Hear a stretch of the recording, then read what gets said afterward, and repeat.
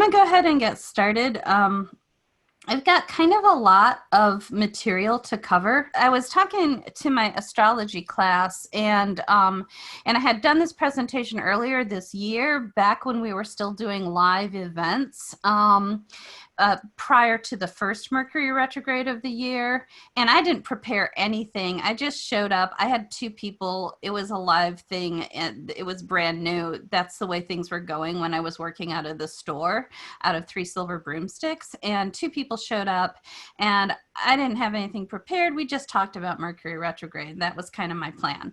I didn't want to prepare anything, so I was for any of my events, and so that was kind of how it went. But one thing I found out is that neither one of them were astrologers. In fact, neither one of them were tarot readers. They just thought the topic looked interesting. And one thing I discovered is that she didn't even understand what the apparent retrograde motion means, which is reasonably typical. Most people don't understand that. In fact, a lot of astrologers don't really understand it as well as they should. And so when I started preparing this talk, I really wanted to be able to explain that a lot more. And so even though the original topic was more about how to work with planetary retrogrades, or Mercury retrograde in particular, I really ended up spending a lot more time describing what retrograde motion is, and discussing kind of some usual interpretations for it. So I've got a lot of content, so I want to kind of jump right in. Do you need a tarot deck? No, not for this. This is going to be primarily information, and then I'm going to have a discussion. There is a lot of content, and I left the primary discussion question, which is how to make the most of Mercury retrograde. I kind of left that for the very end, and so I'd like to try to get through all that information and then open it up and just talk about it and have a discussion about it. Okay, so here we are for the Greater Seattle Tarot Meetup. We're doing an astrology topic today, and we're doing it, making the most of planetary retrogrades. And I believe that the illustration here is of a Mars retrograde, but I'm honestly not 100% certain about that.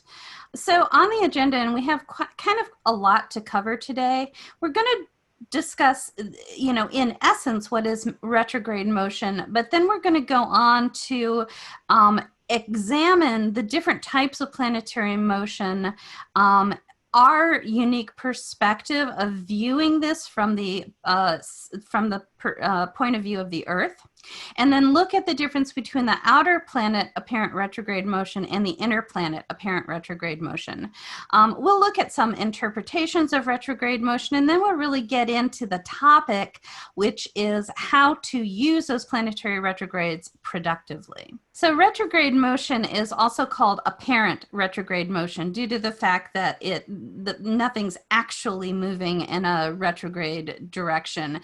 It's just a visual illusion. And so a planet is said to be retrograde when, from our point of view, it moves backwards in the sky against the usual direction of its orbit. In classical times, astrologers referred to planets as walking backwards or retracing their steps. So there are 2 types of planetary motion, diurnal and annual. Looking at diurnal first, diurnal motion is the direction of motion of a planet or luminary. The luminaries are the sun and moon. In the course of a single day or night, the planet rises in the east, and you see this every day with the sun. It rises in the east, it travels up to the highest point of the sky, and that's the high noon point, and then it descends into the west where it sets. And so diurnal motion is a clockwise motion. You observe diurnal motion when you sit on the deck for a couple hours in the evening and watch the planets cross the sky toward the west. And then when you watch those planets, they're going to be moving in that rising in the east, culminating up to the highest point in the sky, and then descending down to the west. If you sat all night, you could watch any planet do that. So, the moon, you could watch Venus, Mars, Saturn, anything that you could see, you could watch move in that direction. So there's also the second type of planetary motion is called annual motion. Annual motion is the direction of motion of a planet or luminary over the course of a year. That's probably the best way to describe it, but that's for the sun is a year. For instance, the sun moves through the entire zodiac in 1 year. The moon travels the same distance in about a month. Each planet moves through the zodiac at its own pace. And the planets in this type of motion, the planets move from west to east against the backdrop of the stars. And this is an illustration of Venus and her movement this year into next year. And you can see this white curved line here. And that white line is her motion. And you can see that now this is sidereal, this is against the backdrop of the constellations. So this is looking at a constellational zodiac, or you could say the sidereal position. So in July, she was in Taurus, and then she moves, in the direction of the signs or in the direction of the zodiac, which we view as being a counterclockwise movement. In July, she was in Taurus. In August, she started to move into Gemini here. September, Cancer. October, she is actually still in Leo, I believe, at this time in terms of the tropical zodiac, but it's one of those things where sidereally she's at the very beginning of Leo and tropically she's at the very end of Leo. And then she'll move into Virgo and so on. And you can just follow that in December, Libra, and so on, Scorpio, Sagittarius, and so on. So the movement is from the west towards the east, the opposite direction than you would think of with the diurnal, which is from east to west. Now, you don't observe annual motion by looking at a star one night. What you do is you observe this annual motion when you go out every single night at the same time or every morning at the same time. And you always track a particular planet over the course of weeks or months or a year or more. You start to see that planet move eastward against the backdrop of the stars. In astrology, we refer to the sun and moon and planets, but the sun and moon never exhibit retrograde motion. However, all the other planets do. The planets only appear to move backwards. This is because we are viewing them from our point of view here on the Earth. But they don't orbit the Earth, they orbit the sun. From the sun's point of view, none of the planets ever goes retrograde. It's just, from the sun's point of view, everything just follows in its orbit. It's only from our point of view on Earth that we observe this retrograde motion, and that's why we call it apparent retrograde motion. So my question is, why do astronomers always try to explain retrograde motion with diagrams that show the sun in the center? I asked Hal about this, and his response was apparently astronomers are not very down to earth. They are so insistent on being scientific about it that they forget that retrograde motion is only relevant due to the fact that we look at it from a geocentric perspective. Astrologers understand that retrograde motion is due to our unique perspective. From our perspective, the sun moves. What doesn't move from our perspective is the backdrop of the stars. So we always mark that retrograde motion against that still background of the zodiac. So with the outer planets, all retrograde motion is seen as a perspective of one planet viewing another planet. And so we of course are here on the Earth, so we always look at it as our viewpoint of being on the Earth looking at other planets. But if you were able to go to Mars or go to Venus or something like that, you would see the Earth have a retrograde motion. And so all retrograde motion is the perspective of one planet observing another planet. So imagine that you're driving along the road in Shipshewana, Indiana, which is I grew up in Michigan, but Shipshe was pretty close. An Amish buggy is ahead of you, going the same direction as you. As you pass it, so I'm going to try to talk with my hands. Let me open up my little. So the buggy's going along like this. You come up, you come past it. Of course, you slow down because you're polite, but nevertheless, you pass it. And at that moment that you pass it, in relationship to the background, it seems to go backwards. Of course, the buggy's still moving forward. They don't stop. They don't back up for you. But it's an illusion. It's an optical illusion. So retrograde motion always has to do with the perspective of one planet as seen from another, or in this case, one vehicle as seen from another vehicle. The background always gives a context for this perspective. And so one of the things that you might try to do is identify, whatever. I thought at first, I thought this was maybe like a tree break back here that's pretty far off. You can see a darker gray area, but it's so snowy, it's hard to see. It could be a fence or even a crop growing. But there's something, some kind of gray line along here that's in the background. You might consider that the background that you could mark the movement of this vehicle against. Likewise, if you catch up to the vehicle, and it were against this tree, you could even though the tree's pretty close, you kind of want a further away perspective, you could still try to use that tree to mark the stationary, what is stationary, as you pass that buggy.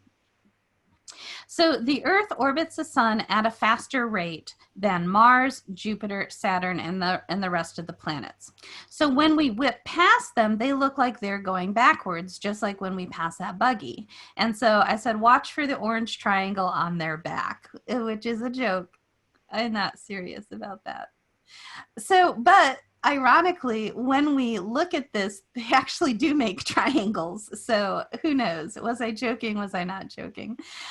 So here's direct motion, and here is the retrograde motion. And so this inner circle is the Earth's orbit. Here's Earth, Earth, Earth, and this outer circle is Mars's orbit. And here's Mars, Mars, Mars. And so Earth is going along here from this position. The Earth looks over to Mars and sees Aries behind Mars. And then in the second position, Earth looks over to Mars and sees the stars of Taurus as that in the background. And then the Earth moves here and it looks over to Mars and it sees the stars of Gemini in the background. So this is direct motion. This is where Mars is going its usual direction through the signs in order, moving towards the east. It goes from Aries into Taurus into Gemini counterclockwise. Here is retrograde motion. Now, one of the things to notice is that the direct motion, the planets are, to illustrate this, they are opposite to each other. However, in the retrograde motion, they are much closer to each other. The orbits lap. And this is one of the keys to kind of understanding this. The retrograde motion happens when they lap each other, as if they were one planet were on the inner ring of a track, inner lane. I don't know. I don't know what they're called. I think it's a lane. The inner lane of a track. I'm not sure. And then one planet is on the outer lane of a track, or on a, you're on the track and the marching band is in the football field and they're going in a circle, something like that. So when Mars is here and it's still going in its normal direction, but here we look at Mars and we see the end of Taurus behind it. Then we move forward, we look at Mars again, and instead of it going forward into Gemini, it seems to have gone backwards. We see the middle of Taurus behind it because we are lapping it. Then we pull ahead, and now when we look, even though Mars is still going along, it's behind us. So when we look at it, we see the beginning of Taurus behind it. And so it appears to have gone backwards, but actually we've just lapped it. So in this shows that exact thing. And the sun is here. The Earth is the blue one here. Mars is the next ring out here. And you can see from these two that the Earth and Mars continue to go forward counterclockwise. And nobody goes backwards or anything. However, this is the projection of Mars onto the backdrop of the stars. This is what we see behind Mars as we watch. And you can see that it goes forward, stops, goes backwards, stops, goes forward again. So that is the apparent retrograde motion of an outer planet. And hopefully this works. This is a really cool time lapse that was put together by a wonderful astronomical photographer. And this is the retrogrades of Mars and Saturn back in 2016. And if any of you are stargazers, you remember it was incredible watching Mars and Saturn. Because of the retrograde, that slows the planets down. So they were kind of in the same area of the sky for a really long time. And this is Antares here. Antares is in the constellation Scorpio, and you could definitely see Mars, Saturn, and Antares together in the sky, pretty much not directly overhead, but pretty much along the almost the high point of the ecliptic every night.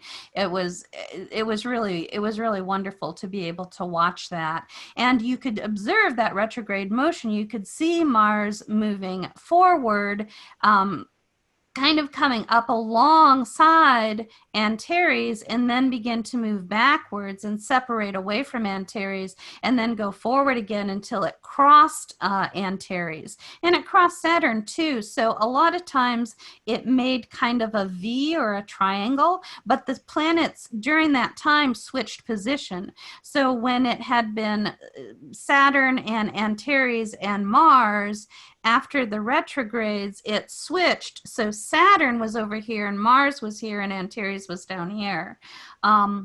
Let me show you this little video. So here, this is Saturn here. And now it's moving forward. And this is Antares. We see it moving forward. And now look at how it's closer together. That's it slowing down. It slows down and now it basically stops. It's right in place and now it's going backwards. Meanwhile, Mars has entered and is doing the same thing. Let's continue to watch Saturn. I'll play it again so you can watch Mars. Saturn, see how it's getting farther apart? It's actually speeding up during the retrograde motion. And then you can see it start to slow down again and come to a stop and begin to go direct again. And it's just going to keep going direct, and see how it's speeding up. And now it's really doing its direct motion. And that's the two of them. So now let's watch it again from the point of view of Mars. So here's Saturn, and watch over here. Now see Mars enter, and look how fast it's going. It's covering a lot of time. These photos were taken like 5 to 7 days apart, and now it slows down. Look at it slow, and then it turns backwards very quickly and speeds up. And it's not going as fast as it was before, but it definitely speeds up, slows down, turns, and now it's going direct again. And you can see, again, you can see Antares down here. And now you can see that Mars is here, Antares is here, Saturn is back behind now.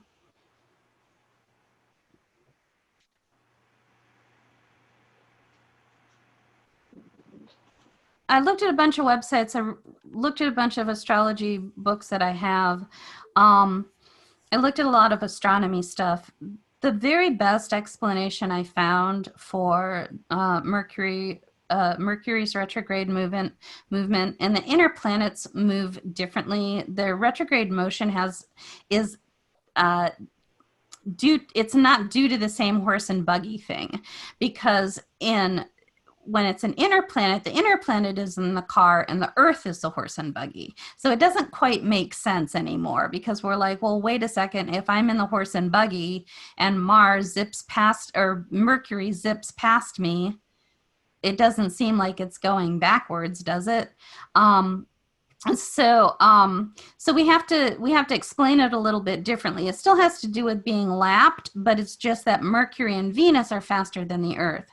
So the inner planets, on the other hand, are going faster than us. So when we see their motion as retrograde when they lap us. The best explanation I read was in Rena Chesso's book, A Magical Tour of the Night Sky, which has been reprinted as Planets for Pagans. And so she has this illustration, and she shows Mercury, and she's very stargazing oriented. That's kind of her, that's her focus on the book, for the book. Stargazing, mythology, history, folklore about the planets. That's what the book is about. Planets for Pagans. It's really good. So here's Mercury. Position 1. Mercury is it's the morning star, which is the western elongation. Mercury can only get up to about 28 degrees away from the sun. And so when if the sun is just below the horizon about to rise, Mercury is to the west of the sun. It is the morning star. It has risen before the sun, so it is to the west of the sun. If the sun is below the horizon, you can see Mercury.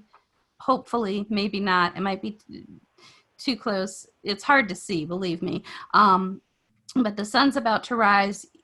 Mercury is low in the sky in the east, but it is westward of the sun. So that's the western elongation. Then Mercury appears to move behind the sun, and that is its superior conjunction. Then it comes out from behind the sun and becomes the evening star at point 3. That's the eastern elongation, where it is to the east of the sun. The sun rises first, and then Mercury comes up. We wouldn't see it, obviously, the sun's too bright, so the sun sets, but we can still see Mercury in the west, in the horizon, following the sun down, but it hasn't set yet, so it is westward. I'm sorry, it is eastward of the sun. And so that is the evening star. You see it at night. Eastern elongation, it's east of the sun, and that's the time when its backward motion begins its retrograde.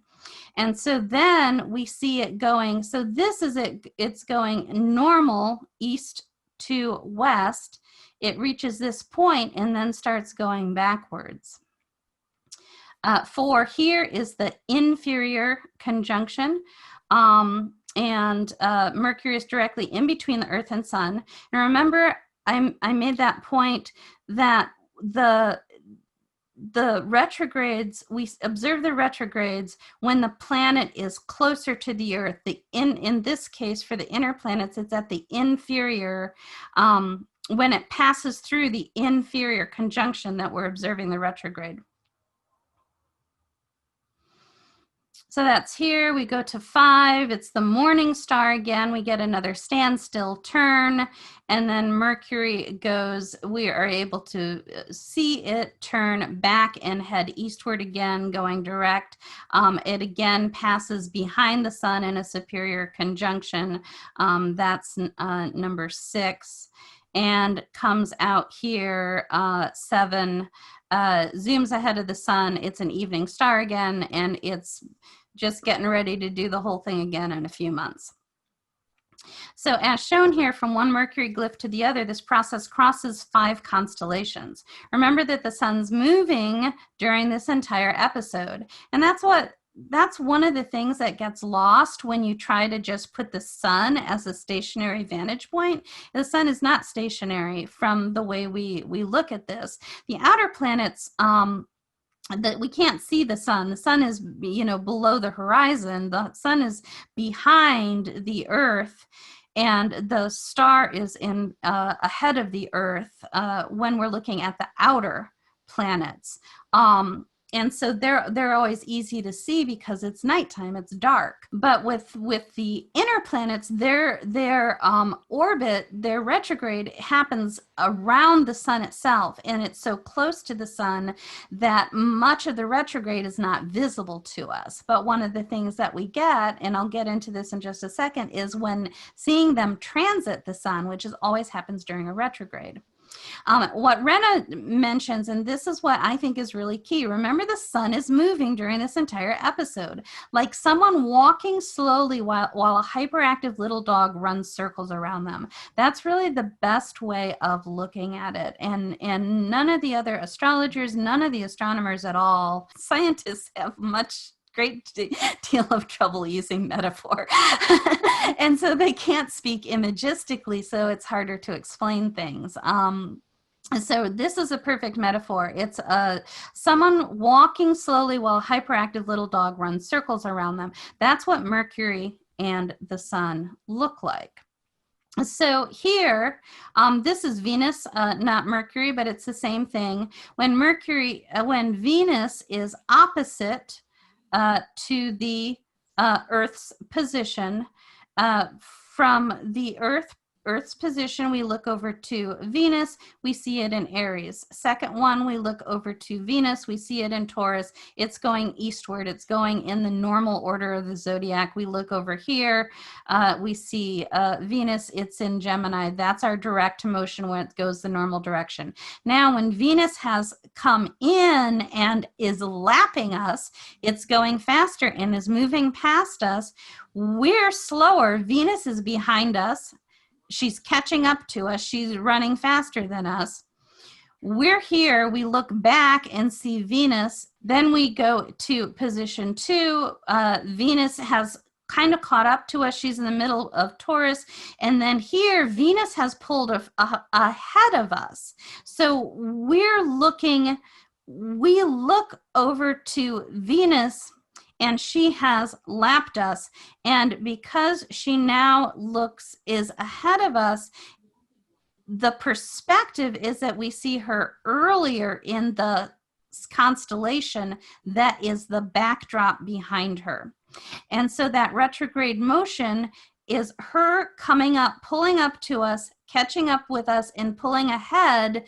But from our perspective of being the horse and buggy, our slower perspective, it seems like from her backdrop, when we look out at her, that she has moved backwards. So here's an animation of this to explain it better. And I love this animation because it's from the geocentric perspective. So we see the Earth and we see the sun moving here. We see Mercury, and it could be Venus just as well, traveling around the sun, and against the backdrop we see the outline of what happens when it goes through, catches up, it laps us, and during that time it looks like it goes backwards.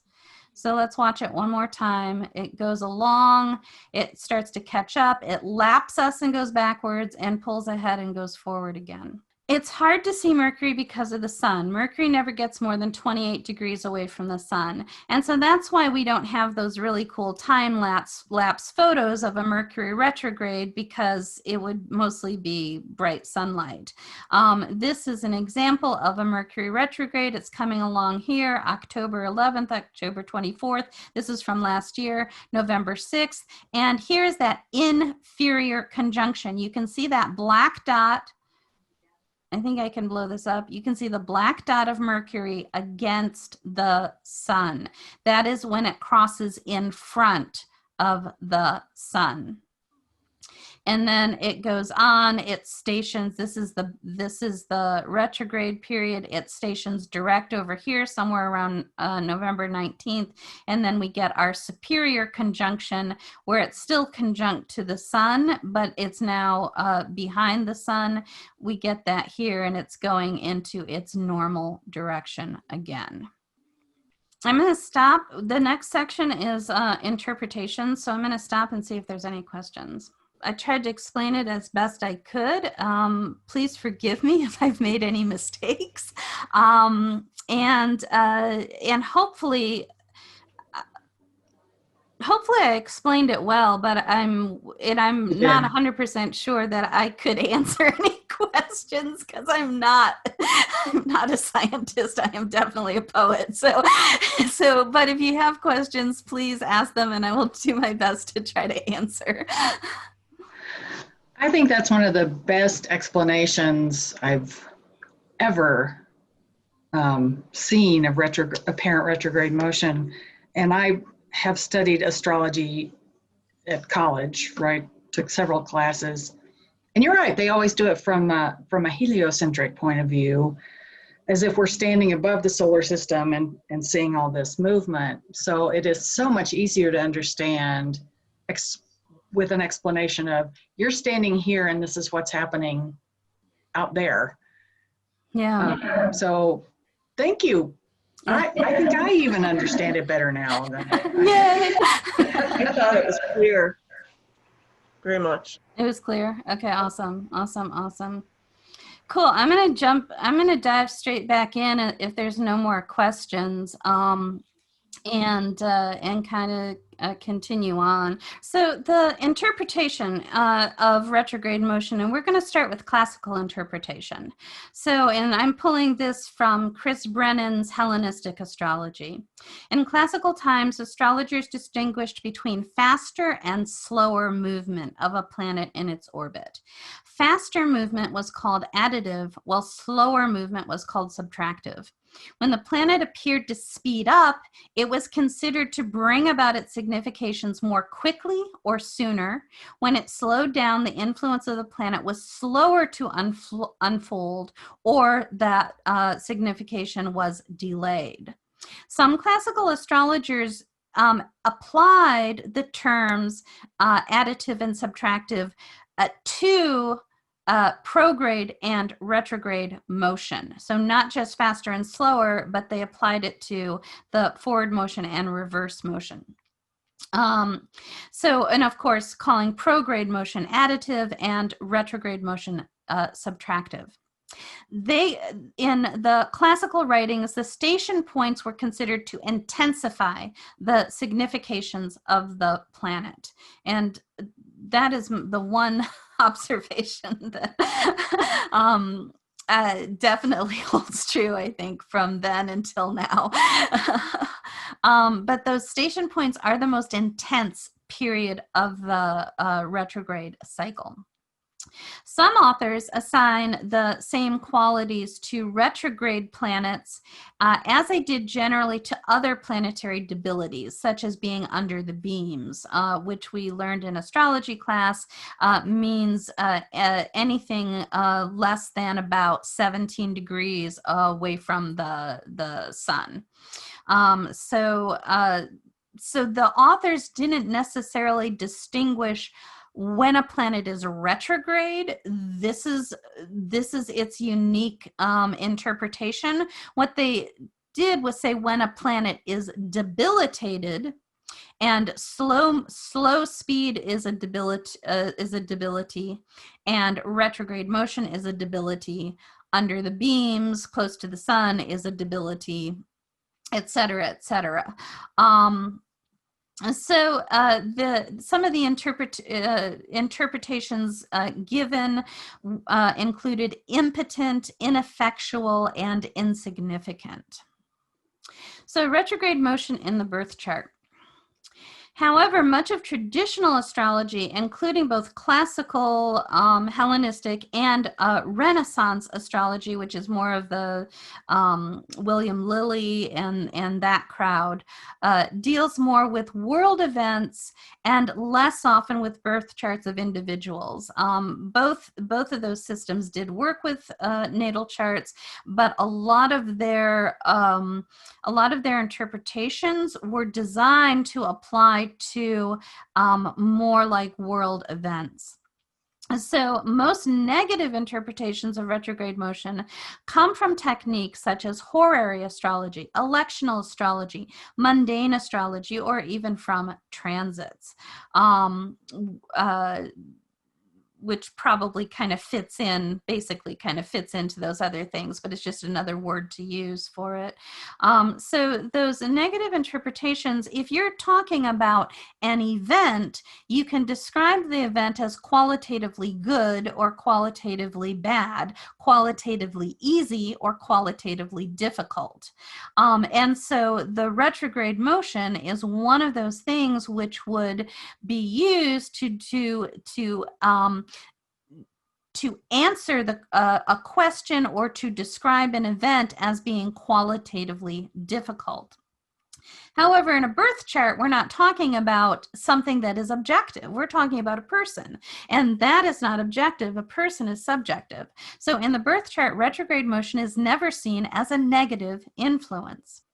Like classical astrologers, some modern astrologers consider retrograde motion to weaken a planet's energy or make it less likely to manifest. And again, this is not to say that it's bad, but some modern astrologers do think that that planet's energy is weakened. However, I think those astrologers are in the minority. More likely, some astrologers say that the energy is inward directed towards the subconscious or the inner life of the individual, away from that outward expression of expressing outward into the world. Stephen Forrest suggested it could represent a lack of confidence in the area presented by the planet, or, and always opposites, the other swing of the pendulum is always relevant. So a complete lack of confidence or over depending on bravado to make up for feeling inadequate in that area. It might feel out of place, like it marches to the beat of a different drummer. Sometimes the significations of a retrograde planet are buried and they take more time to unearth. They're harder to understand. It takes more time to come to find their power. Retrograde motion can divert a planet's influence from its normal course. So that's one way of looking at it. It's like if a planet normally has a particular signification, it takes things in a particular direction, the retrograde motion steers that off course. And it's the same topics, but steering around in a different direction than usual. Because a retrograde planet is closer to the Earth, remember it's always because one is lapping the other, symbolically it could represent the native being too close to this quality and losing perspective on it. And that is an interpretation offered up by Robert Hand. Because a retrograde planet is so close, it's like having somebody that's just kind of always at your shoulder. You start to not even be aware of them anymore, and their energy and your energy would blend together and you wouldn't have perspective. They're still different from you, but you lose that perspective. And so that a lot of times can explain how a person experiences a retrograde planet in their birth chart. Remember to keep in mind that when doing natal astrology and looking at retrograde planets, you really want to focus on the personal planets, particularly Sun, Moon, Mercury, Venus, Mars. Those are the main ones you want to look at. Their influence in terms of retrograde motion is going to be much more influential, and much more influential. And Jupiter and Saturn, they're slower moving. A lot more people are going to have those retrogrades. It'll still have an influence, but it's not as strong. The outer three planets, Pluto is retrograde half the time. It really is barely relevant. And really with the other outer planets, there's not nearly as much relevance with their retrogrades to the individual. Now, they will affect the generation. Again, as generational planets, they might address the whole generation. But the uniqueness of the individual is less important. So retrograde motion by transit. So the birth chart marks the location of the planets at the time of birth. Transits show where the planets are now. So, and this is, I actually made this graphic from a image on Unsplash. Transits are the now in a birth chart reading. So when you're looking at the birth chart, you're looking at the planets where they were when you were born. When you add in an interpretation of the transiting planets, those transits represent where the planets are right now today, or on whatever date you choose to look at, so that you can see how the current position of the planets, or the position of the planets at a particular date, were influencing your natal planets. So when we speak of Mercury retrograde or Mars retrograde, most of the time we're not talking about it in a birth chart. What we're talking about is a transit. It's like Mercury retrograde starts on October, whatever, 13th or 14th or something. And so, and Mars is retrograde right now. And so what we're talking about is the transit, the where the planet is right now today, what it's doing right now today. Mars is currently moving backwards right now, which you can see it every single night if you look before you go to bed. It's beautiful in the east, bright and red. And yesterday it was conjunct the moon, and it was incredible. So the transit happens for everyone at the same time, but it affects each individual according to how the transit interacts with their natal planetary positions. That can get complicated. We're not necessarily going to go into that degree of interpretation. So the stages of retrograde motion. Different people experience retrogrades differently according to their chart, to other transits that are going on. Right now, that Mars transit is square, that Mars retrograde is square to Saturn. So that's a really difficult, it's two difficult planets in a difficult aspect to each other. And Saturn's direct now, but I think well, I don't remember when, I'm such a bad astrologer, I don't remember these things. I don't remember if Saturn had already gone direct when Mars went retrograde. So maybe they were both retrograde at the same time. Maybe not, but at any rate, Mars is retrograde. They're both difficult planets. They're in a difficult aspect to each other. Saturn is conjunct Pluto. There's a lot of challenge that is in this current Mars retrograde. So different people experience those retrogrades differently according to their chart, the other transits that are going on, their annual Time Lord, which is a Hellenistic technique, and based on annual profections, you can determine what planet is the most significant planet for you each year. And then if that planet that is your significant planet for the year, if that goes retrograde, that's going to be a more significant retrograde for you. We're not going to go into that. But if you want to learn more about it, Chris Brennan and Lisa Scheim have a lot of really good information on Time Lords. Here's a more of a breakdown of that motion. Remember, the planet is moving eastward, it stops, it goes westward, stops, and starts to go eastward again and moves on. And so I broke this down into 9 steps.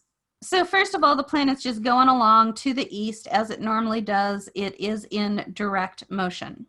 Then it enters the shadow. The shadow period is where the planet eventually is going to station direct.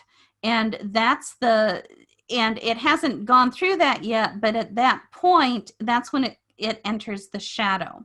Then there's what some astrologers call the storm, which is when the planet is already starting to slow down a little bit, but the storm is when there's a distinct slowing down of the planet. That to me, in my observation of retrogrades, I start to feel the retrograde during the storm. Then the planet stations retrograde. The stations are remember, even from classical times, it said the stations were the most intense period of the cycle. And I agree with that. The storm, for me, it's the storm and the station retrograde, maybe the first few days of the retrograde as the planet is moving backwards, still very, very slow. Then during the retrograde itself, it starts to speed up again, and we saw that in that time lapse of Mars and Saturn. But during the middle of the retrograde, the planet doesn't go up to full speed, but it definitely speeds up. So the middle of the retrograde is usually pretty easy going. It's going backwards, but it's moving along at a decent pace. So then we get to the station direct. And that's, again, it slows down, comes to a standstill, and then turns so that it moves forward again. What everybody's talking about right now is the fact that Mercury is going to station direct on election day. The last time Mercury stationed direct on an election day was in 2000, and that was Bush and Gore and the hanging Chad debacle. And they had to do a huge recount.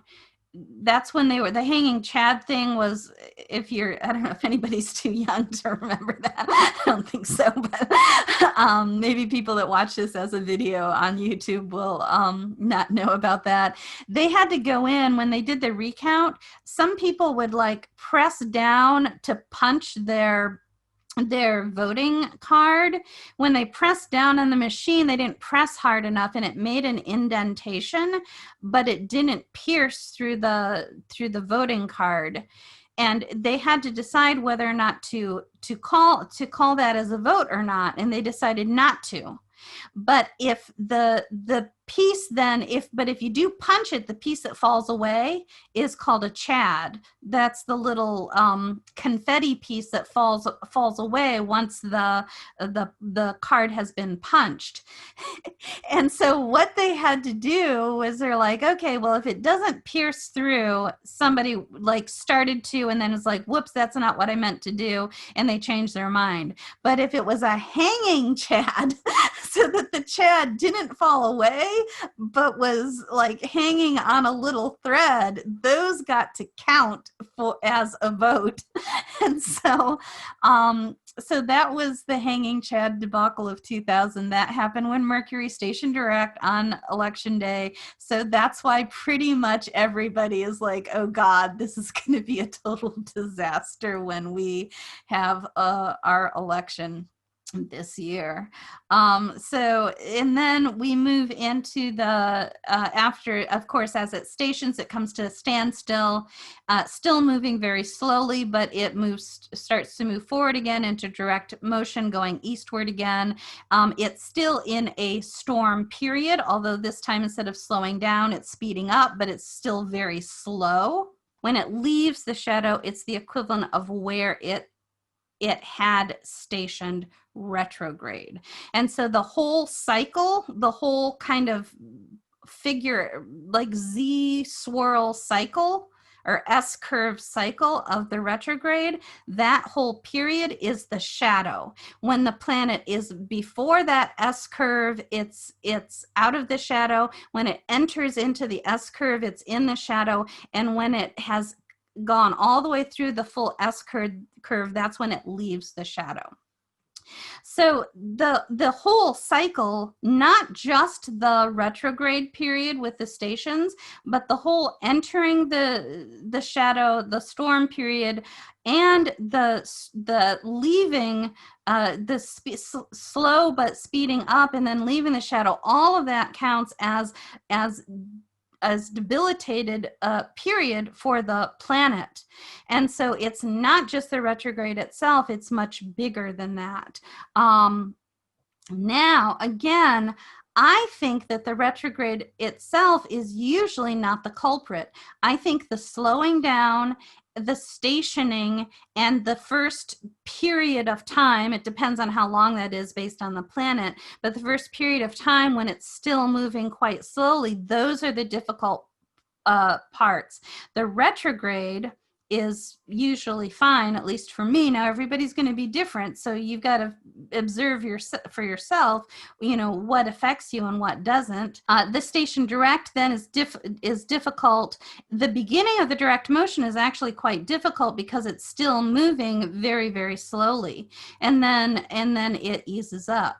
So a lot of people, and this is the other thing that happens all the time, Mercury stations direct, and it's at a standstill. It has no power, basically, because it's no productive power, but there's an intensification of its inability to work, basically, at the station direct, and everybody's going around, oh, thank God, Mercury is direct again. It's like, no, not really.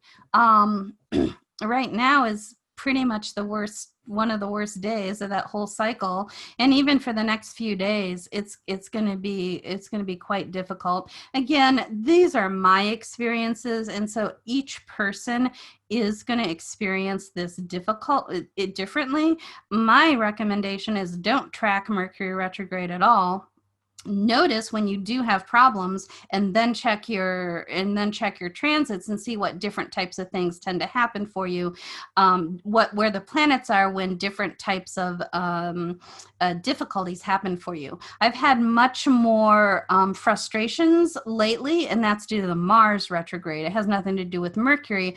All the things that go wrong for me are usually having to do with Mars being retrograde in my 10th house of career.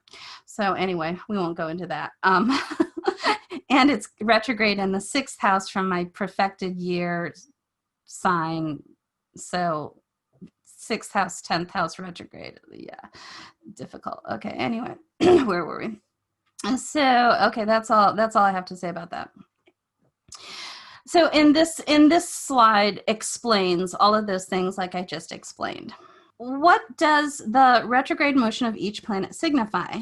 Now remember, all the planets, not the sun and moon, but all the planets can go retrograde. And you hear about Mercury retrograde all the time, but all the other planets go retrograde.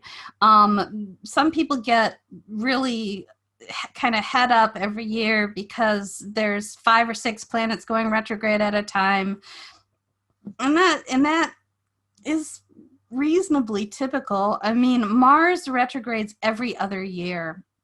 And Venus, I forget what her cycle is, but not every year do we have Mars and Venus going retrograde. And so when they do, and usually all the outer planets are going retrograde half the time anyway. And so when Mars and Venus go retrograde, you know, we can get kind of a lot of planets going retrograde at the same time. Personally, I haven't noticed anything.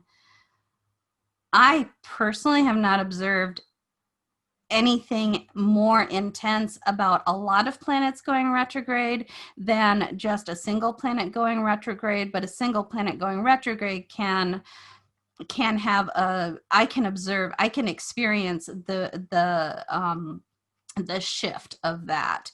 So again, I leave it kind of up to you to, you know, hopefully it doesn't affect you at all, and that's fabulous. Then you don't have to worry about it.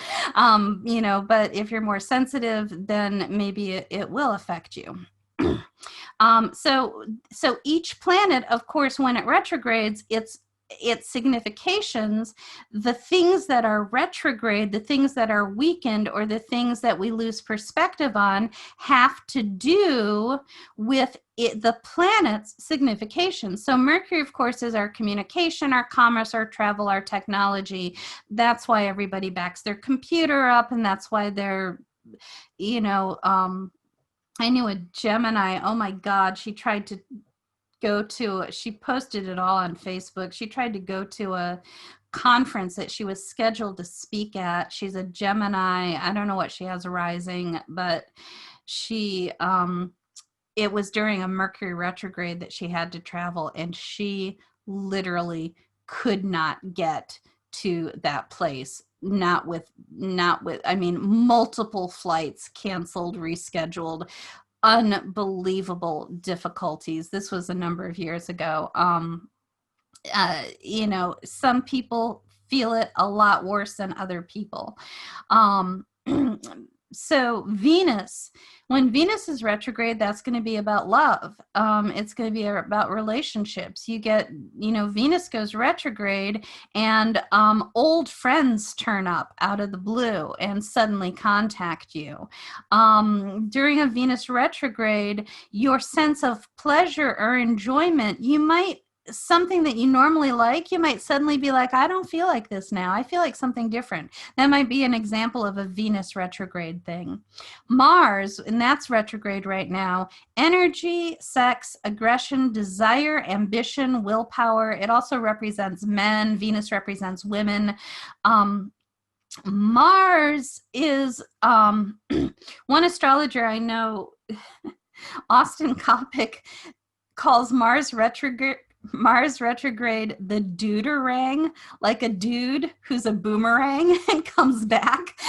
And sure enough, I have observed it in myself and in client work often enough that I can verify that that is correct. Mars retrograde is the duderang, and it is some dude that will suddenly show up. For me, it was after years, and just suddenly a call out of the blue, and he's like, hey, let's go out. I just started laughing. I'm like, you are a deuterang. And the thing with a deuterang is that you can sure go out if you want to, but you know, but just know that that you're probably finalizing and getting your closure.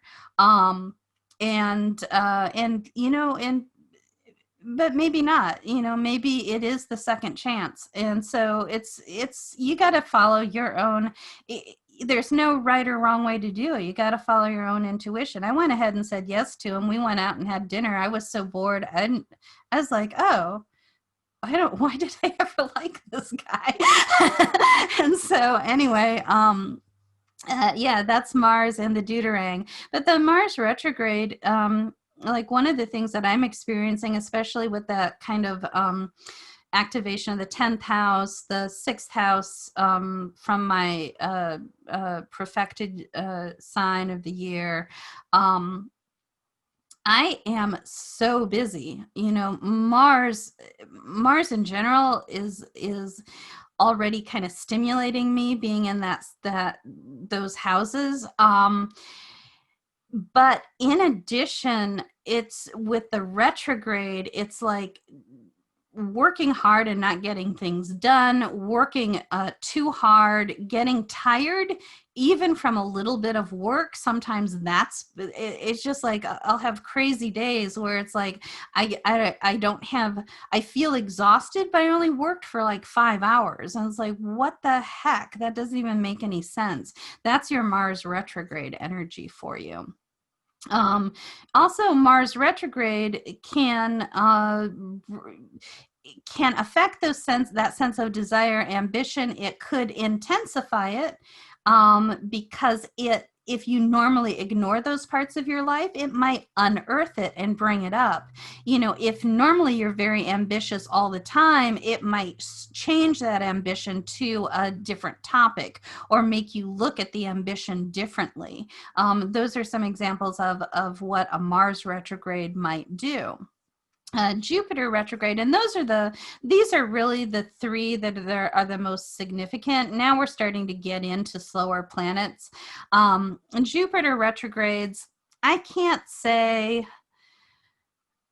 that I have any really specific stories either from myself or from clients about Jupiter retrogrades. However, it covers religion, judges, teaching, counsel. It can, especially in a retrograde, it might cover overdoing it. So that might be like a signification for Jupiter retrograde. I remember specific things of Jupiter passing through specific houses in my chart, but I don't remember any retrograde periods. Saturn is going to govern building, structure, conserving, saving, establishing boundaries. When it goes retrograde, those are topics that it's going to, I think, hold to, in my interpretation, kind of hold extra tight to something that it already holds tight to. Or it could hold something so tight that I always think of the idea of squeezing out the ends if it's held too tight. And so you might lose something during a Saturn retrograde. Kind of be aware of that kind of thing. But again, that's a slower cycle, and I don't think it's as significant. Uranus technology, I did notice, I must say, during the Uranus retrograde, I was noticing a number of weird technology things happening. So maybe there's a little bit of that. Neptune already has almost a retrograde, even in prograde motion, it has almost that retrograde type of influence. So I don't think its retrograde does anything different. It might intensify it, but it normally just spreads confusion and fog wherever it goes. You might, if you have trouble meditating or kind of if you find yourself wanting to escape more during a Neptune retrograde, those might be examples of what might happen. Pluto, power, control, intensity. It's retrograde half the time. Again, I don't know. I'm not, maybe people that just adore retrogrades and adore mundane astrology might have because Pluto just most of these Pluto's still retrograde. Most of these planets just had a retrograde. Maybe a lot of them are like, Joy, you're missing like this. And I'm just like, I'm more like, what is my life like on a day-to-day basis? I try to ignore the world. I do have a lot of planets retrograde. Maybe that's what I should, maybe that explains something. Anyway. And so now this is what I really wanted to get into, which is the discussion, and that's the productive use of retrograde motion. And so I'm gonna close down the slideshow so that we can kind of talk about it, discuss it, and see what are some good ways of using retrograde motion. These are some of the resources that I used. A Magical Tour of the Night Sky by Rena Shesso. And again, that's been republished and now is called Planets for Pagans. Hellenistic Astrology by Chris Brennan. Horoscope Symbols by Robert Hand. The Inner Sky by Stephen Forrest. Earthsky.org had a nice little article on retrograde motion. And interestingly, the Farmer's Almanac had a Mercury retrograde video. They had an article that had a video, and that was pretty decent at explaining some things. So I used probably quite a number of additional resources, but I would say these are the ones that I kind of turned to more often and found more value in. And then of course, I want to make sure I get this slide in before we go into the discussion, but thank you as always for attending, making the most of, it was originally Mercury retrograde, and then at the last minute I changed it to planetary retrogrades because I'm covering so many different, I'm covering much more than just Mercury. But you can always visit my website at joyvernon.com. My blog is completelyjoyous.com. We've got tons of great events at the Greater Seattle Tarot Meetup, so please join us for all our events. And of course, I have a YouTube channel, Joy Vernon Astrology Tarot Reiki. And so if you go and check out that, please, please, please subscribe, because I really only started putting effort into it in the last 6 months, and I don't have a very big following, and I'd love to spread the word about it. I'd love to get more subscribers so that I can get my personal URL and all that kind of stuff. So please subscribe. You can unsubscribe later once I have more than 100 people. But check it out. All of these, not all, but almost all of the meetups that we have, I edit and put up on the YouTube right now, and so these are resources that you can refer to over and over again, and anybody anywhere has these as resources, and so that's a really great benefit of the YouTube channel. Are there any questions about anything? I do want, like I said, want to get into discussing productive uses, but I'd like to take questions first. So you said to learn more about Time Lords, Chris Brennan, and who was the other? Because I was going to ask you about that, but then you were like, no, check out these other people. So I wanted to write down. Lisa Scheim, and her name is Lisa, Leisa, and her last name is Scheim, Schaim. Okay. Thank you. Some other, I think some other people that do a lot with that is like Patrick Watson. I really like his stuff a lot. But they're the best, and they have some. They work. Chris and Lisa tend to work together a lot, and Chris's podcast, the Astrology Podcast, which is theastrologypodcast.com, has tons of great stuff. And definitely, if you looked for annual profections on his podcast, you would find some really helpful information. Okay, thank you. Yeah. My sister was really disappointed to learn that astrological Time Lords were not the same as Doctor Who. I get that disappointment. It's fun, though. You kind of pull in a certain group, and they're like, what, Time Lords? And then it's like, sorry. Psych.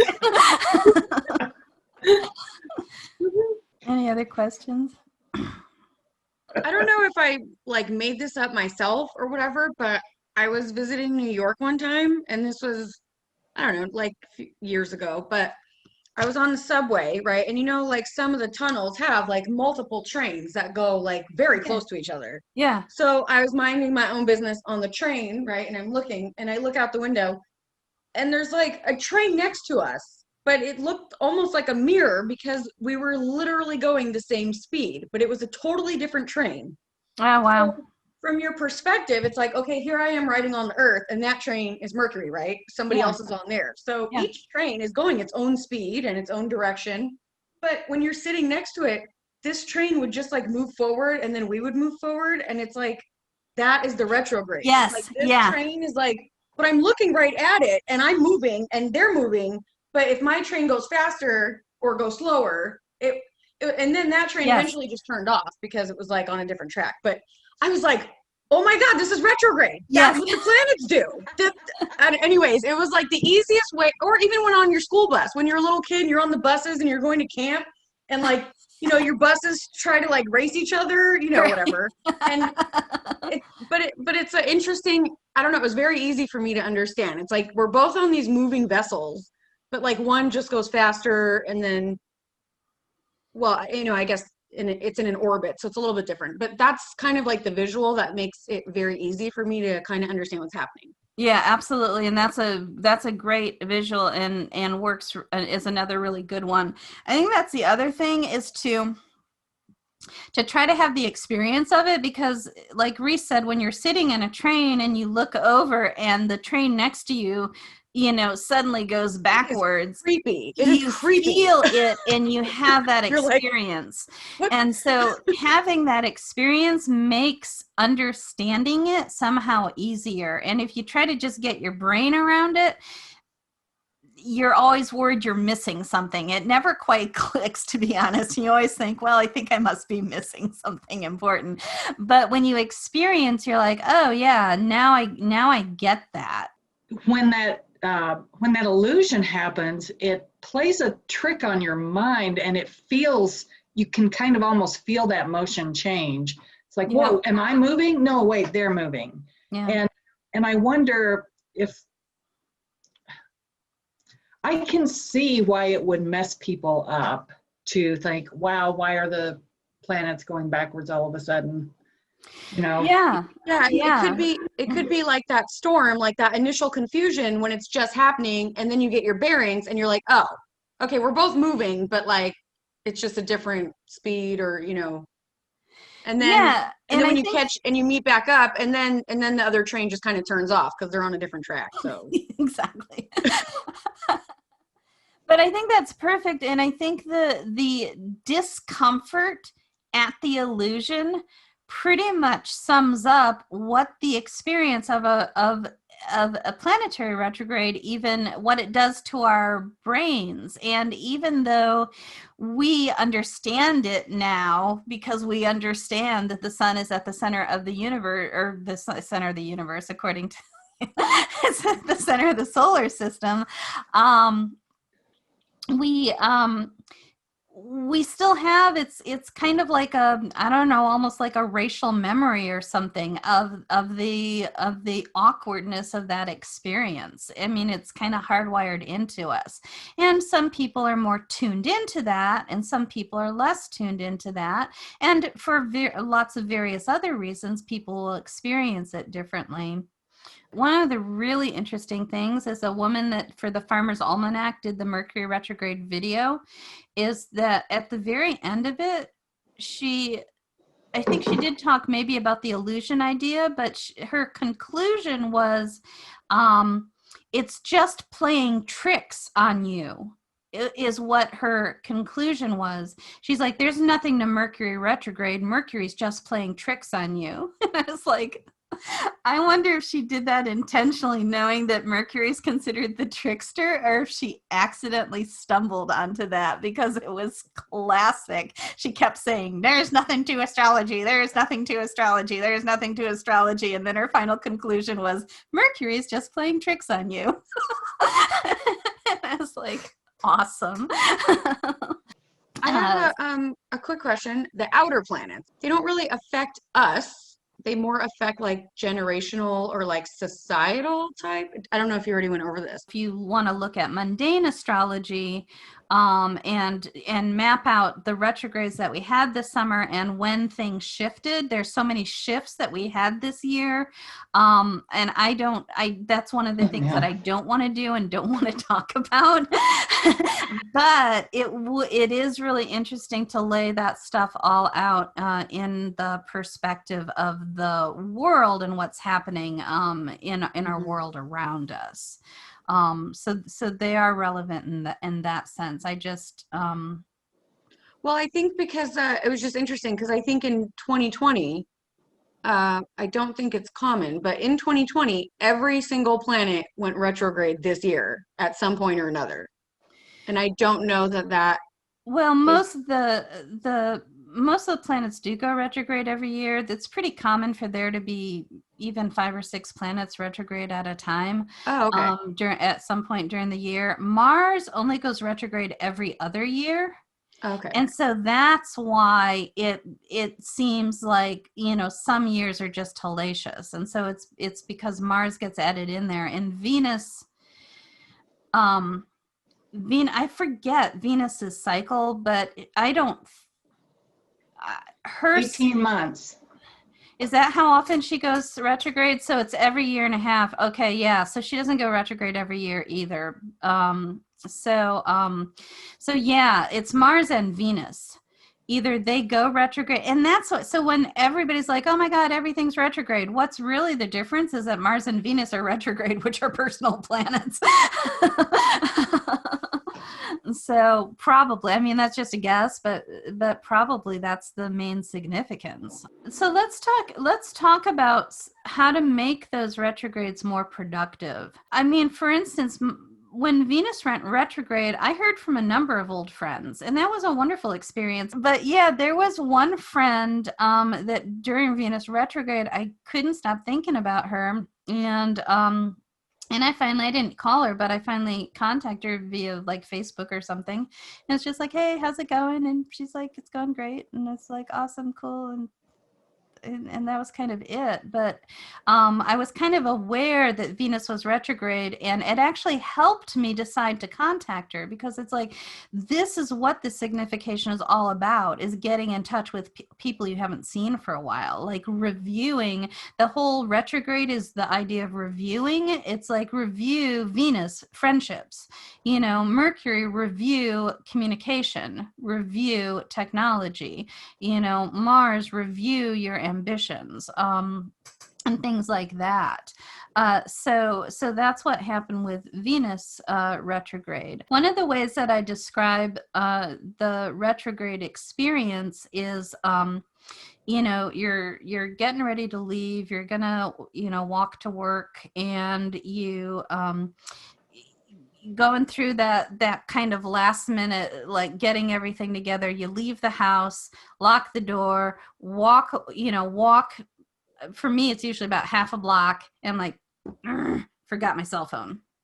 And then I slow down, and I stop, and I think, do I really need my cell phone today? Because I don't like making phone calls. I don't like receiving phone calls. So it's an honest, for me, it's actually an honest consideration. I'll be like, do I really need my cell phone today? And usually I decide yes, if I'm going to be gone for the whole day. If I'm only going to be gone for a couple hours, I'll leave it behind. And so then I turn around, I walk back. I have to stop at the door. I have to unlock the door again, so that's the station direct. Go in, grab the cell phone, shut the door, lock it. Now I'm back direct, and I'm able to speed up again and walk quickly. So, I leave the house. There's the slow down of locking the door. You start walking quickly, you remember, and you slow down and stop when you remember. And then you turn around, I will even take I will literally, this is me, I have a hard time making decisions. I got Mercury in Pisces. I'll turn around, I might even take a couple steps back and think about it still. Should I do it? Should I not? Do I have time? How's this going to affect my day? So I'm still kind of slow, and then I'll decide, okay, I'm going to go get it. And then I'll speed up and walk a normal pace, go back. So that kind of experience of forgetting something, to me, is a perfect example of a planetary retrograde. And so sometimes if you put the planetary retrograde, plug it into that kind of experience, and then layer on the flavor of the planet, you can kind of come up with some unique interpretations of what that would be. If Mercury retrograde, I forget my cell phone. If it's Venus retrograde, maybe I was going to give someone a gift and I forgot it. And I have to think, okay, how important was that gift? Do they have to have it today, or can I bring it tomorrow? Something like that. If it's Mars retrograde, maybe I had some well, I'm going to say work to do, just because it's retrograde in my 10th house, but maybe there was some important work that I needed, or something. Mars can be your energy or your vitality, maybe something that normally energizes me and I forget it. And it's like, okay, if I don't have that thing, I'm going to be sluggish all day. If I go back, though, I'll lose time, you know, that kind of thing. You can kind of apply that into any of those retrogrades. Does that make it easier to understand the retrogrades when you think about it that way? Yeah. Yeah. It's almost too, because you have to, like, whatever you forgot, you have to redo what you just did. Like, I just walked this way. Now I have to redo it and then go back and then redo it again and go back to where I just came from. Like, you're redoing your whole route again. Yeah, exactly. Yeah. Usually when things go retrograde, I just, I try to not start new projects because I am a Gemini. So I always have, my head is crazy. So I try to just finish stuff that I already started. Yeah. Instead of start new things, which sometimes is actually really helpful because I'm in Aries rising, so I am excellent at starting things. I am horrible at finishing them. So sometimes the retrogrades, I actually make it a point to try to finish things that I already started, you know? So I think that's a good way to use retrograde energy for me. It helps. Or Yeah. if it's like little house projects, like stuff I wanted to do around the house that I just never get to, you know, cleaning out my email box, you know, whatever. Yes. Yeah. Really good things. Well, one of the things that I think of with Mercury retrograde is that it goes retrograde 3 times a year. And so there is always a Mercury retrograde sometime between January and April 15th. And so sometime between January 1st and April 15th, all of us sit down and review our finances for the previous year. And so I'm just like, what a great time to do that is during the period of Mercury retrograde, because he wants to go back and look at things. And you know, a lot of astrologers, there was a year recently in the past 2 or 3 years when Mercury stationed on tax day. And a lot of people were like, really double check everything, you know, make sure you got the stamp on it, make sure like double check, triple check. And that's always good advice. And that's one of the things that Mercury will treat you better if you always double check things anyway. But yeah, Mercury retrograde during tax season, what a great opportunity. He wants to review it. He will help you get down into those details, look back, double check it, you know, whereas you might normally in prograde motion, you might just be like, yeah, that's good enough to do this. In retrograde motion, he's going to be going, double check that one, double check it. And if you do, you might find something and it might be useful. So, so I think that Mercury retrograde is a great time to look at your taxes. What are some other examples? I've got a question. For the last few years, I've participated in National Novel Writing Month. All right. And that's November. It starts November 1st. So it's before we get to that direct station. And then most of the rest of November is kind of going to be that stormy period. Oh, the storm for Mercury the storm doesn't last that long. Yeah. Okay. Well, I would say, I mean, do you want an interpretation, or I'm just wondering how best to harness that shift to get 50,000 words in a month. Useful words towards a first draft. I thought it was 40,000. Is it really 50,000? 50,000 words. So many words. So many words. No, that's awesome. This is what I would think is that during the worst of it, which is at the beginning of the month, I would do more planning. I would feel like the writing that I did is something that I would end up changing or editing later. And so I would do more structure-based stuff during the first part, and I would expect to be able to get my word count later in the month after things have cooled down. And so, if you normally, and I'll bet you'll see this when you're on those Facebook groups for everybody that's doing NaNoWriMo, you will probably start to see everybody come, I'm going to do 1,000 words, 1,050. How many do you have to do? My God, 2,000 a day? People are going to be coming, I'm going to do 2,000 words a day, and I'm going to get it done in blah, blah, blah, 3 weeks or something. And you'll start hearing people go, oh my God, I can't get my word count in. What the hell is happening? And then you'll see a bunch of people quit early on in the month because they're like, I just can't get my word count. But those people that stick with it, all of a sudden, like whenever that storm period ends, which I didn't look up the dates because again, I don't want to talk about the dates and get into the details of it. But whenever that storm period ends, then all of a sudden you're going to start hearing people in those Facebook groups start to say, oh, I am shocked at the number of words I wrote today. You know, I wrote 4,000 words today. I wrote 5,000 words today. This is unbelievable. And things are going to go faster and speed up. So I would plan on writing more at the end of the month, less at the beginning of the month, and spend a lot more time on structuring what I write. And of course, with a good structure and a plan or outline or whatever in mind at the beginning of the month, that will also facilitate writing, putting more of your effort into your word count later in the month. It's 1,760 words a day, average. 63 maybe.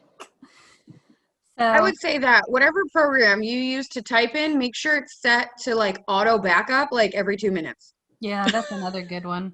I was just wondering if you observed the last couple retrogrades that we had this year and what your writing style was like then. And if you didn't observe that, you could go and check the dates of it and take a look at what your writing schedule looked like during those periods. Yeah, mine is influenced an awful lot by what's going on at work and deadlines around work. But I will say that this Mars retrograde period, I was very nearly ready to quit my job. When it was in the shadow and the storm and I'm looking at it September 9th is when it was it looks like stationed to retrograde, and the project I was working on, I'm good with words, I'm not good with drawing pictures, and I was put on a project where I had to illustrate all the procedures. Most of September I was about ready to quit my job because I didn't know what I was doing. Like, I'm a writer, not a graphic artist. Yes, exactly. But I didn't put those two together until I just now looked at the dates and I'm like, oh. Well, do you have Aries? Is Aries the 9th house for you? Do you have your midheaven in Aries? It looks, it is in Aries, you're right. My midheaven is in Aries. Okay, yeah, that explains. Moon in Taurus. That explains a lot. Yeah. So yeah, that makes sense because the Mars retrograde is affecting your midheaven, which is associated with career. That's a really good example, actually, that like due to somebody not like making a good leadership decision, they gave a writer a artist's project. Wow, that's pretty frustrating, but that explains it if your midheaven is in Aries. So yeah. Anybody else have any experiences or any questions, or you have anything planned during Mercury retrograde that you want to ask about? I'm reading a book that I bought a couple of years ago, and it's 10 novel shortcuts. But there are also things that you can apply to a work in progress to fix problems you're having. And it's interesting, here we are going into Mercury retrograde in just a few days, and I started that, and I'm a work I have in progress that I've kind of like stalled on. And it's like, it was so exciting in the beginning, and now it just feels boring. And so I'll be able to use that to review what I've already written and what I thought I had planned out. And so it looks like Mercury retrograde is going to be a really fine time to kind of clean up some of the problems with that current work in progress. Yeah, I mean, those are exactly the things that Mercury retrograde is good for. It's just like going back, reviewing, editing, like Reese said, finishing, going back and carrying out something that already got started. Anything that has to be super, like editing, if you weren't, I know NaNoWriMo really is about producing, but if you have a choice, then doing editing during Mercury retrograde is going to be a good use of that energy. Things to get Mercury on your side. And Rena Shesso, in that Planets for Pagans book, The Magical Tour of the Night Sky, Rena Shesso has some really good suggestions of how to work with Mercury. And one of her main suggestions, and I absolutely agree with this, is get to know Mercury. See if you can observe him, which it's hard to observe Mercury because he's so close to the horizon. Yeah. The one time that I saw him was when I lived in a condo that was half a flight of steps up, and it got me just a little bit high enough that I could look over the treetops and kind of see where Mercury was. So if you have access to like a second floor balcony or something like that, right now we're in a second floor apartment, but we're also in a little bit of a gulch, in a little bit of a gully. And so it's like, there's no horizon at all. We're in a bowl. So, but yeah, if you can't actually see Mercury or observe him, get to know him in other ways. Read his mythologies, work with his prayers. And I think I might have links to a number of Mercury prayers probably somewhere on my website. I can probably identify that and share that link. Certainly when I put this up on YouTube, I'll put it there. But there's a number there's the Orphic hymns to Mercury. I think Austin Coppock uses the hymn to Chthonic Mercury. For the retrograde period, but just working with any of the hymns, the Greek magical papyri has some really nice Mercury invocations. There's just a variety of things that you can do to kind of connect with Mercury. Like I said, read his mythology, get images of him and put them up, honor him, make friends with him so that he knows that so that you can, I can talk about it from a magical point of view or from a psychological point of view or from a practical point of view. And what I say will be different depending on the point of view that I address it from. But from more of a psychological point of view, it's befriending the thing that you think is difficult. And that switches, turns a switch in your own psyche in terms of how you relate to that. I had a friend that had severe arachnophobia, and he wore a watch that had a spider on it, on the second hand, like maybe the minute hand. It was kind of creepy, and he's like, yeah, I've got arachnophobia. And it's like, what? And so you have a spider watch? And he said, yeah, so it helps me tune into that energy so I'm not as afraid of it. And so that's just a really good psychological trick of how to work with something that's difficult for you. Tuning into spiders and learning to understand spiders helps you get over arachnophobia. Tuning into Mercury and learning to understand Mercury and his abilities as well as his difficulties will help you work better with the mercurial energy. And Mercury, one of the things that, and Rena mentions this as well, is that Mercury has the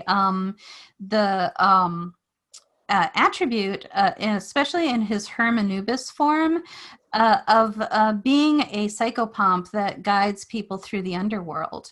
And that's essentially, that is a very good metaphor for the retrograde period. And so if you want to do inner work, if you want to examine underworld symbolism or life and death symbolism, those are really good things to do while Mercury's retrograde. It might have more of a psychological effect than a practical effect, unless somebody just died. but nevertheless, it's still some worthwhile stuff to do. Do more dream work. Retrograde stuff is more interior stuff, and so the psychopomp can also lead you into the dream world, shamanic journeying. And so, make better use of those things during the retrograde period. Those are just a few more examples. Like I said, Rena Shesso in Planets for Pagans has a whole list of great things to do to kind of tune into Mercury retrograde. She tends to focus more on artistic, mythological, psychological stuff. I tend to focus on practical stuff. And so I'm just like, do some editing, do your taxes, you'll love it. Thanks, everybody. I'm glad you came. Thank you for joining me, and we'll see you next time. Thanks, Joy. Thank you so much. Yeah, absolutely. Bye-bye. Bye.